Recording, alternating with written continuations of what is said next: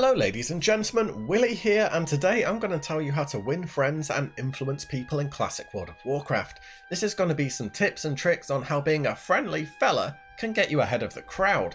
Interactions with other people are important in classic WoW, and it doesn't matter what server type you are on, make memorable gestures and people will remember you. Reputation matters. There's no way around it since Classic is releasing with no options to change your character or server name. You'll be rewarded or suffer from your actions. Reputation gets you invited to dungeons and raids, discounts from others. People may even be happy to pass an item to you. You can absolutely bet that people will be tracking scammers, ninjas and other scumbags actively on the world or trade channels. There'll be blacklists on server subreddits, forum posts or discords. Keeping yourself clean has many rewards.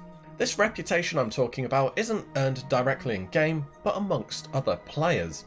It's intangible, affects everyone to varying degrees, and really makes Classic so special. It extends to etiquette too, which admittedly is unlikely to cause too much of an uproar, but some things are just plain rude and will get you bad boy points for sure. From small marks of kindness to really helping people out, building a reputation doesn't just start at level cap, but is something you actively contribute to during the leveling process.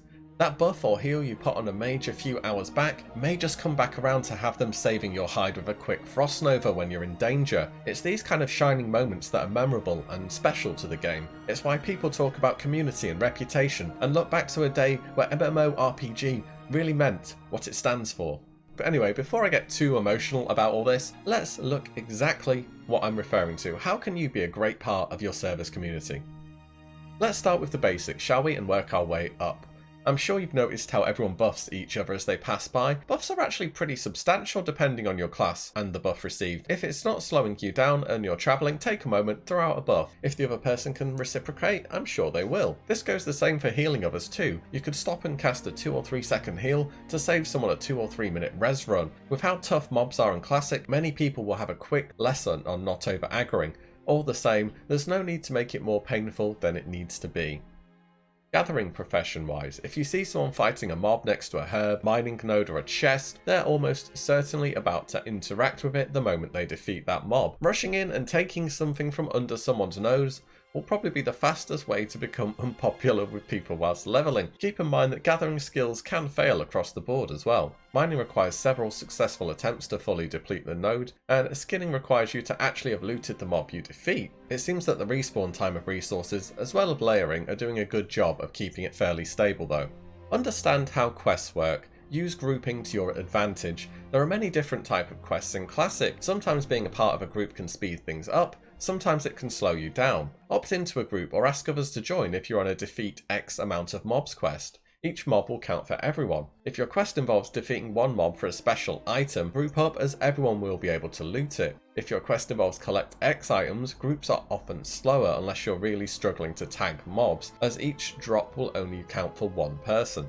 People often leave as soon as they complete their quests, especially at launch and in very busy areas. This will generally be fine, since you should be able to pick someone else up to replace them easily enough.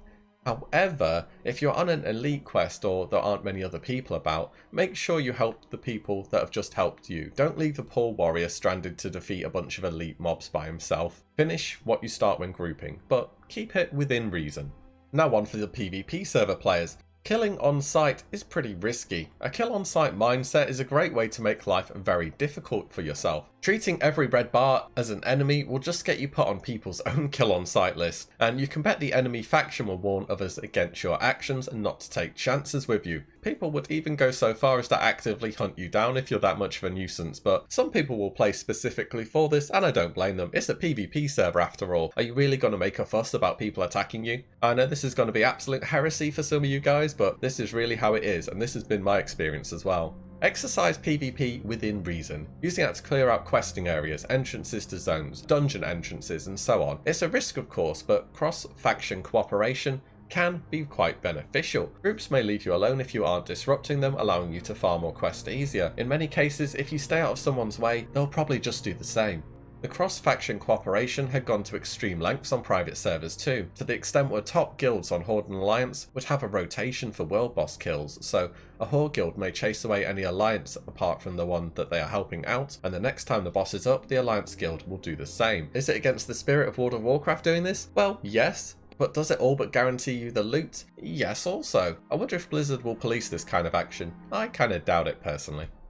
PvE content now, and once again there are many ways you can stand out and help others. A special note to pure DPS classes, you're a dime a dozen unfortunately, and it's important that you create a good impression and that people want you to add you to their friends list and invite you to future dungeon runs. Be knowledgeable about your class, anticipate what others will need. Hand out water as a mage without having to be asked, healthstones as a warlock, turn growl off on your pet hunters, make the most of your toolkit to control threat, and give the tank some time to generate that threat as well. Remember, you aren't just playing a specialization, you're playing a class. Use your utility. Cat druids can innovate and off-tank, rep pallers have blessing of protection, lay on hands, enhancement shamans can still tremor or grounding totem, and never forget about off heals if your healer is running low on mana. As for the tanks, use marking keybinds to show which target is being focused. AoE tanking is weaker across the board and the DPS should be, as much as they can, attacking what you are attacking. Just because you're in a desired role for a group doesn't mean you don't have a reason to play at your best, especially when things like this can be easily keybound. Everything that's uncommon or above drop-wise can be need/greed rolled. All needing everything does is create a situation where everyone has to do the same, and people are going to be pretty mad if you need something that you're going to sell for 30 silver when it's a massive upgrade for someone else. This one may seem really obvious, but need it if you actually are going to equip it. When you come across a chest in the open world or in a dungeon, it's standard practice to slash roll, and whoever's highest gets the chest. Pull aggro in a dungeon? Which of these do you do? Line of sight? CC the mob? Kite it? Or run to the tank? Now, you could argue A for casters, but then the caster will still follow you around the corner. Basically, if the mob isn't going to insta-kill you, get to the tank so they can pick aggro back up and use a threat-reducing spell if possible, like Fade or Disengage. And for any class, you can go and pick up shareable quests before dungeons while others make their way there. Do things to make others think, wow, this guy's awesome, I want to run dungeons with him again, I want him on my friends list. Build reliable, skilled friends. It's a lonely game by yourself. Get involved with others and want to be part of something. And eventually when pug raids come around, ensure that loot rules are established prior to starting the raid. Don't trust vague or evasive raid leaders. If they don't tell you the loot rules, assume there aren't any. You're already unlikely to receive loot because bosses drop so little. Don't change that possibility to zero by joining pugs that already have items reserved in their mind. Alternatively, look out for reliable weekly pug runs that may be advertised by reputable players on perhaps your server's Discord or subreddit if they exist. Aim to find a guild early if you haven't already done so. Guilds aren't just for raiders. Chat with others, be part of a community. Others will be more willing to help you, especially if you're willing to help them. There'll be rogues to open your lockboxes, people with profession skills for enchants, bags, etc. You can rely on the skills of others to help you, and then you can help them. Some guildies may even offer things for free or discounts to fellow people in the guild. It's super important to join a good, active guild. Be welcoming and accepting of classes or specializations that many people have a bit of a bad view upon. There'll be mages and warriors who are terrible, and druids and paladins who are amazing. Player skill and effort matters. Of course, you'll no doubt have some rough experiences doing this, but finding those great players to add to your friends will be well worth it, and they'll no doubt appreciate not having to undergo the questioning of why are they playing XY spec. Aim to surround yourself with fantastic players. Trading wise, don't expect something for nothing. Do you know off the top of your head how much a portal costs of major materials? Plan your tip, but don't get bullied if they're being unreasonable. There are going to be plenty of mages about, trust me. Once we get to more endgame and you need to trade things over to people to craft them, you could always give them a shout out after they do so, especially if they've made an expensive item. Non-auction house trading largely revolves around trust unless gold collateral becomes commonplace. Exposure following a trade will no doubt be appreciated, and if you are trading yourself, be active and be reasonable. People will be more likely to trade with someone who has more positive exposure, even if they charge higher prices. Don't get burned by scammers. If someone is recommending someone else, check the guild that person's in /who, check their level to make sure it's not a low level bank alt or something. Don't throw your gold away. A higher level character not in the same guild is generally speaking a more credible source, but you still can't be 100% safe unless you get gold collateral. So these are some of the points I could come up with. I've no doubt there's a whole bunch more, and this might seem like a lot, and well, it is, to be honest. A lot of this needs to come from many players actively choosing to take actions that benefit many, not just themselves. And the majority of this really is just common sense.